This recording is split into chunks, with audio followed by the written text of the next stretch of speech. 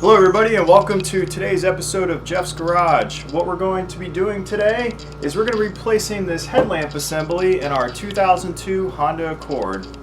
Now, as you can see, these headlamps on this 2002 Honda Accord are pretty beat up.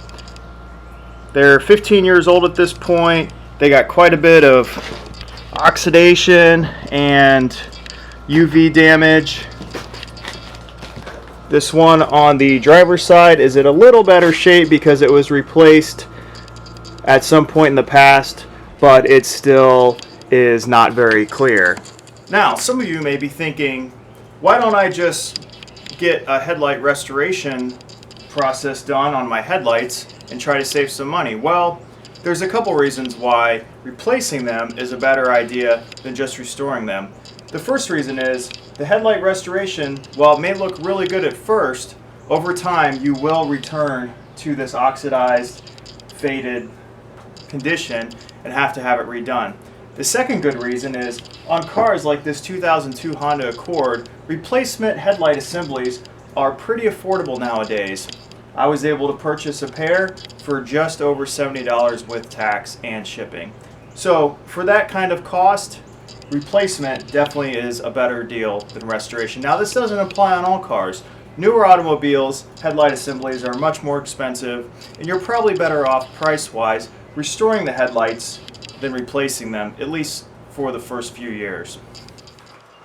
Alright, our first step in this headlamp replacement is we're going to jack the front of the car up. Now, when you're jacking your car up, always remember proper safety precautions. So that means using jack stands, wheel chocks, and setting the parking brake as well. Make sure the vehicle is on a straight level surface, and once you get the front of the vehicle up and properly secured, we'll be ready to go. The next thing we're going to do is we're going to disconnect the negative battery terminal. Now, the reason we're doing that is because whenever you're working around the bumper, removing bumper components, we have airbag sensors in here. We don't want to accidentally trip one of those and have an airbag deployment. So the way we mitigate that is we disconnect the negative battery terminal. Now, it is important to note that when you disconnect this, it will erase all the memory in your radio. So you do need to have the radio activation code handy to reprogram your radio when you reconnect the terminal. That is if you have the stock radio. So let's go ahead and disconnect this.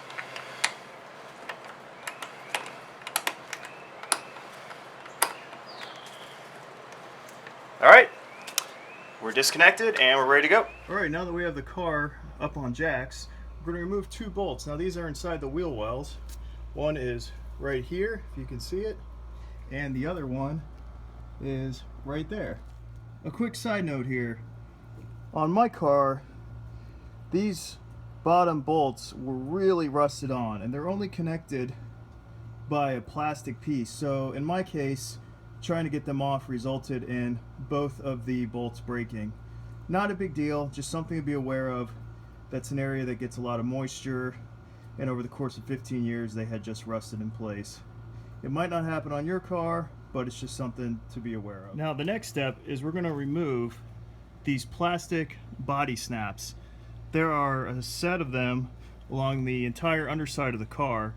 They may be a little difficult to get off, but if you use a plastic body molding pry tool, it should provide enough leverage to be able to get most of them off. Just be patient and keep working at it. Now that we got the plastic fasteners underneath the bumper cover off, we're going to be removing these as well. 1, 2, 3, 4, 5.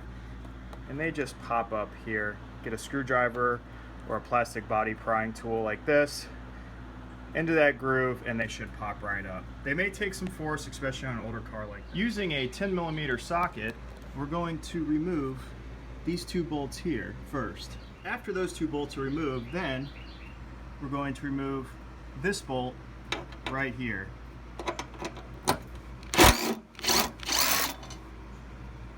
And lastly, we're going to remove this bolt here for a total of 4 bolts for the assembly. All right, after those bolts are removed, you have this metal bracket right here.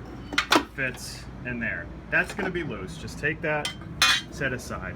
Now we have full access to our headlamp assembly and should be able to just disconnect the light bulbs and pull these. Now that we have the assembly popped out, we want to remove our headlight assembly. There are several Phillips head screws that we need to loosen, and once we have those loosened, we can rotate that counterclockwise and remove it with the bulb.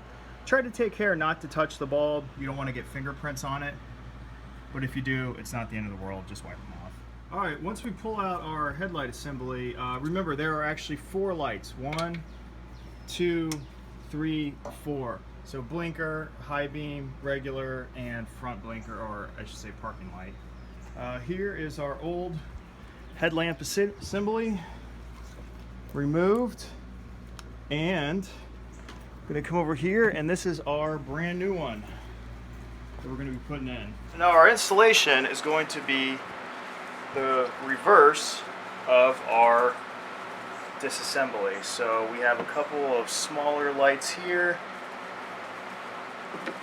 a small light down here,